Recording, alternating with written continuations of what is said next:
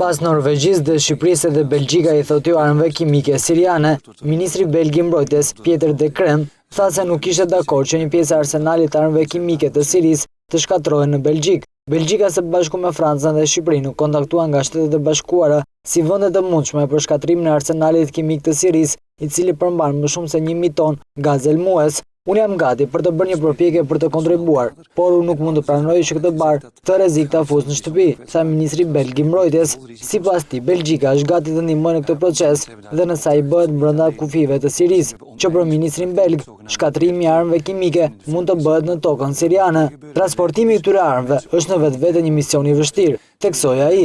Tirana zyrtare pas një varg protestash të premten i tha jo përfshirjes në procesin për të shkatruar këtë arsenal. Norvegjia gjithashtu ka përjashtuar shkatrimin e armëve kimike në tokën e saj, por së bashku me Danimarkën kanë ofruar anije për të ndihmuar në nxjerrjen e Asirisë të armëve kimike. Ministri i jashtëm gjerman Guido Westerwelle gjithashtu ofroi ndihmë financiare ose teknike për këtë proces. Organizata për ndalimin e armëve kimike aprovoi një plan të detajuar për shkatrimin e arsenalit sirian deri në mesin e vitit 2014.